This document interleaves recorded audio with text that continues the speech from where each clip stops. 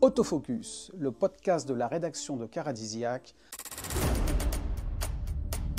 Bonjour, on va parler économie et budget avec Olivier Pagès, Michel Holtz et Alexandre Bataille. Parlons marché d'abord dans un premier temps avec Michel. Comment ça se passe, ventilation par exemple, voiture neuve, voiture d'occasion? Dis-nous un peu. Avant d'attaquer ça, je voudrais dire quand même que par rapport à l'électrique, c'est l'électrique, enfin l'électrifié en général, donc hybride et 100% électrique, qui booste un peu le marché, qui était quand même pas très vaillant ces derniers temps et qui sur les 2 derniers mois a des augmentations assez conséquentes. Enfin, c'est de l'ordre de 5% en Europe et un peu moins en France. Mais on a touché le fond et là, on remonte.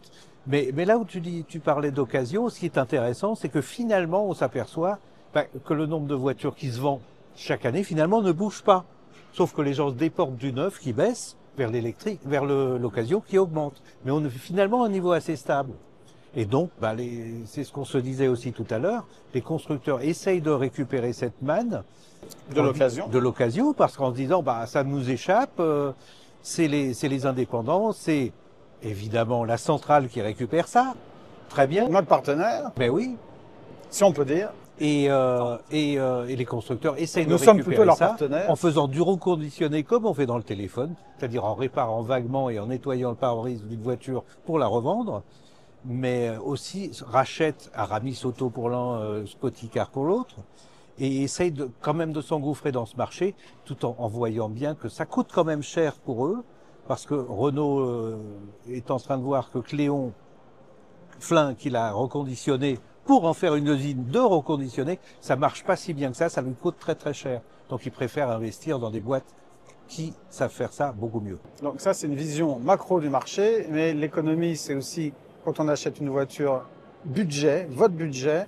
Et côté budget, si comme tu le disais Michel, il y a un transfert du neuf vers l'occasion, c'est que le neuf coûte très cher, Olivier, aujourd'hui. Oui, aujourd'hui, on se rend compte, et c'est vrai qu'on parle de l'électrification.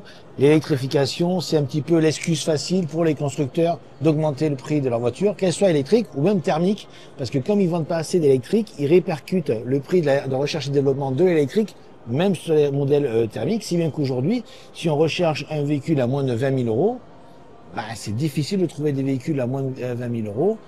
Effectivement, on parle beaucoup de Dacia, qui est... Alors, on va en parler, si tu veux bien, après, avec Alexandre, qui va justement nous lister les modèles qui rentrent dans le cadre du leasing social pour les voitures si peu chères, les moins chères. Mais pour le reste, qu'est-ce que tu peux dire du prix des voitures neuves de manière générale, une compacte, une routière Grosso modo, aujourd'hui, pour trouver, je disais tout à l'heure, une citadine aux environs de 15 000 euros, il faut quand même un petit peu s'accrocher quand même. Avant, tu avais un choix relativement large. Maintenant, tu dois avoir 4-5 voitures, pas plus, et surtout des petits moteurs.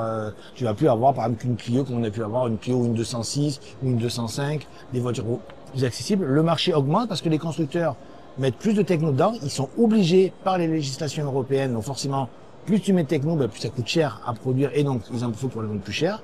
Si bien qu'aujourd'hui, tu prends une voiture, on va dire une Mégane par exemple, malheureusement elle est devenue électrique, mais il y a plein de véhicules comme ça qui sont venus beaucoup plus cher que leur précédente. Les mêmes modèles voilà. Thermiques, c'est ça. Combien ça coûte une Mégane aujourd'hui? La Mégane, malheureusement, elle est électrique, donc c'est plus la bonne comparaison. J'avoue que j'ai pas tous les prix en tête du marché, mais c'est vrai que si on prend le cas aujourd'hui, on va dire d'un véhicule qui marche très bien, un Renault Symbioz par exemple. Le Renault Symbioz, c'est quoi? On pourrait dire en résumé que c'est un capture rallongé, on va dire, et c'est un véhicule qui a fait son entrée dans le top 10 des ventes, donc c'est-à-dire que c'est une vraie performance. Il est à moins de 30 000 euros, par exemple celui-là, et c'est peut-être aussi pour ça que ça marche aussi fort, parce que c'est un véhicule familial, il y a un grand coffre par exemple, de la place à l'arrière, et pour pas trop cher. Non mais quand j'entends Olivier parler des normes, les normes c'est la faute des normes, les augmentations de prix. Il y a un moment, il faut arrêter. En fait, les constructeurs margent plus sur les voitures. Ils margent plus parce que, comme le disait Olivier aussi, ils vendent du Symbioz plutôt que de vendre de la Clio. Et résultat, on fait monter Clio en gamme sur la 6, mais les normes GSR2, etc., elles ont bon dos. En gros, la citadine, elle est passée de 15 000 euros il y a 10 ans à 20 000 euros aujourd'hui. Donc ces 5 000 euros, c'est pas que les normes GSR2, c'est d'une part que les constructeurs, ils vendent moins de voitures, donc ils les vendent plus cher pour gagner la même chose, logique. Et de l'autre côté, quand on fabrique sur une base de Clio un Symbiose ou un Captur, qui est la même voiture avec un peu plus de tôle, et qu'on la vend 10 000 euros plus cher parce qu'on est en 25 000 euros de moyenne en dessous de 30, c'est qu'on marge plus, il n'y a pas de secret. Donc, on vend moins de citadines, on vend plus de voitures plus chères, et c'est pas la faute des normes GSR2 qui, à mon avis, doivent prendre, s'ils prennent 2 000 euros de plus, c'est pas... Mais ce que dit Michel, c'est vrai, c'est qu'il y a plein de constructeurs qui ont arrêté les toutes petites citadines. On parle des Siens, des Toyota Aygo. Qui n'étaient pas rentables, du coup. Parce qu'elles n'étaient pas rentables. Donc ça coûtait trop cher, et donc ils ont arrêté. C'est pas des ONG, c'est des constructeurs. Donc, vous savez maintenant pourquoi les autos sont un peu plus chères qu'avant. Mais par contre, comment on fait pour acheter une voiture un peu moins chère? Mais on se tourne vers Alexandre déjà. Ouais. C'est une première étape. Ouais. Et tu vas nous parler du leasing social. Alors c'est que quelques mois, une fois par an. Alors voilà. Parle-nous un peu des prix. Alors déjà, il faut savoir que ça concerne exclusivement les voitures électriques. Hein. D'accord? C'est pour donner accès, parce que le marché était un peu mollasson. Du coup, l'État a décidé de donner un petit coup de pouce et une fois par an, donc là, la date butoir, c'est bientôt, c'est le 30 septembre, on peut déposer un dossier pour obtenir un prix favorable, une location beaucoup moins chère d'une voiture électrique. Et il y a toute une sélection de voitures qui répondent à ces critères. Et voilà, il faut remplir un dossier, répondre à certaines conditions, revenus fiscal, oui, de ressources, exactement. Ouais. C'est la France. Beaucoup de papiers à remplir, beaucoup de conditions à remplir. On présente ça à son concessionnaire et le jour J, bam, on choisit la voiture qu'on a sélectionnée. Alors il y a trentaine de modèles qui sont éligibles au leasing social.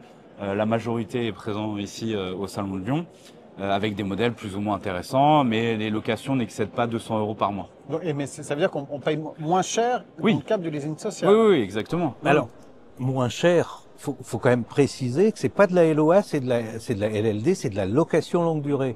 Et ce qui fait qu'au bout des 3 ans, la date du contrat, on a tout perdu. On n'a plus de voiture et on a payé pendant 3 ans une location mensuelle. Une location mensuelle que tu paierais moins cher que si tu prenais une LOA classique avec un Sauf que la LOA classique, on peut la racheter au bout. Oui. Là, rien, on n'a plus rien. On a que ses yeux pour pleurer et le concessionnaire, il a une voiture à revendre. Oui, mais c'est de l'ordre de combien? Le coût mensuel maximum de 100 euros. Donc ça peut être jusqu'à 100, ça peut être 100 euros. Oui, il y a une Fiat Panda là à 95 euros par mois. Oui, Fiat Panda c'est 95 euros. 95 euros par mois. 95 euros, même si ça te coûte une voiture 100 euros par mois. On paye l'usage. Mais voilà, tu payes l'usage tout simplement. C'est pour ça que ça fonctionne. Gros succès. Oui, bien sûr. C'est pour ça qu'ils ont limité, ils ont imposé la date, ils ont limité à 50 000 candidatures et ils estiment que très rapidement ça va être rempli. 50 000 personnes vont en profiter. Oui, pas plus. Ça concerne les marques françaises, les marques étrangères. Toutes les marques. Tu peux acheter une BMW en leasing social? Non, parce qu'il n'y en a pas d'éligible là, mais tu peux acheter une Alfa Romeo. Le Junior est éligible au leasing social. L'année dernière, si je me souviens, ça avait duré même pas 3 mois et le quota était rempli, ils avaient arrêté. Ouais, mais là, ça va être beaucoup plus rapide parce qu'ils ont vu le succès et ils ont verrouillé. Il y a un peu plus de modèles qui sont proposés. Mais c'est intéressant, c'est bien parce que ça donne aussi un coup d'éclairage sur l'électrique et puis voilà, pour dire que c'est un peu accessible et c'est bien de le faire. Et surtout qu'il y a des voitures qui sont pas des voitures ridicules. Hein. Oui, par exemple, il y a la R5 c'est une voiture qui marche chez coup de cœur, qui beaucoup de gens allaient trop cher. Ouais. Mais grâce à ce leasing social, les gens vont pouvoir se faire plaisir. Les gens vont pouvoir se faire plaisir. Et malgré ce qu'on dit, les gens qui essayent de l'électrique, surtout sur 3 ans comme ça, en général, ils reviennent pas vers le thermique. Donc ça booste l'électrique en général. Ouais. Et les gens prennent pas trop de risques parce que même si la voiture, on va dire, leur plaît pas, si tu payes 100, 150 euros par mois, ça te grève pas trop ton budget. Si au final, au bout de cette période, la voiture t'est pas séduite parce que c'est électrique ou alors parce que tout simplement la voiture, elle te plaît pas, bah tu la rends et t'as pas perdu trop d'argent. Tu l'as juste payé pour l'usage. Oui, c'est vrai, finalement. Donc, pour résumer, les voitures neuves coûtent plus cher parce que les constructeurs veulent gagner et gagnent plus d'argent, si on résume vraiment le propos. Si vous souhaitez et si vous êtes éligible pour acheter une voiture moins chère, neuve, eh bien, il faut se tourner vers le leasing social. Profitez-en parce que Alexandre a publié un article où il liste toutes les voitures éligibles au leasing social qui sont notamment visibles et disponibles sur le salon de Lyon. Et puis après, évidemment, vous avez la solution de l'occasion. Là encore, chez nous, c'est Emmanuel Caillot, Roberto Bencivenga et puis Julien Berthaud qui vous conseille presque tous les jours, chaque semaine, il y a des centaines d'articles sur Caradisac qui vous permettent de vous tourner vers les meilleures affaires. Est-ce que vous avez quelque chose à ajouter sur ces questions d'ordre budgétaire? Oui, parce que, et en lisant, comme Cédric le fait tous les mois d'ailleurs, Cédric Pinatel qui nous liste toutes les promos, il y en a de plus en plus et elles sont de plus en plus grandes. C'est-à-dire que j'ai l'impression quand même que les constructeurs prennent conscience du prix élevé de leurs voitures et quand on les voit les réductions notamment chez Volkswagen des modèles électriques, on se dit qu'il y a une guerre des prix en Chine, elle est en train doucement d'arriver chez nous. C'est-à-dire qu'il y a une guerre des prix entre constructeurs, à celui qui arrivera à faire le plus de remises. C'est aussi une question de stock, vu la mauvaise année qu'on a passée. Donc, faut écouler les stocks. Et je disais tout à l'heure que la centrale fait partie du même groupe que Keradisiac, ou Keradisiac fait partie du même groupe que la centrale, et également d'une autre marque qui s'appelle Promoneuve, qui vient d'être remis à jour en ce moment. Vous pouvez consulter, car sur Promoneuve, comme son nom l'indique, il y a des voitures neuves à vendre avec des promotions très importantes qui vont jusqu'à moins 60%. Donc voilà aussi une astuce qu'on vous livre et qui peut vous permettre de trouver un véhicule moins cher. Si tu devais acheter une voiture neuve aujourd'hui, tu l'achèterais par quel moyen? Enfin, pas une voiture neuve, une voiture. Moi, je Neuve, occasion. Alors, soit l'occasion, ou... LOA? Non, pas d'LOA. Pas d'LOA. J'aime pas tout ce qui est location. Non, pas de location. Moi, je suis un vieux de la vieille, j'aime bien posséder. Donc tu possèdes, t'achètes une voiture. En occasion ou neuve, voilà. Michel, Si j'achetais une voiture neuve, ce qui risque pas d'être le cas, ça serait plutôt du 0 km, mais j'achèterais une voiture en phase 2, d'une part, donc pas qui vient de se lancer, en phase 2, quand les chaînes sont bien rodées, qu'il y a moins de bugs, et en fin de vie, parce qu'on a des remises, parce que la nouvelle arrive. comme la Clio 5 par exemple. Ouais, aujourd'hui, acheter une Clio 5, à mon avis, c'est intéressant. Alexandre, Alors moi, jamais du neuf, hein, c'est la règle. Toujours de l'occasion.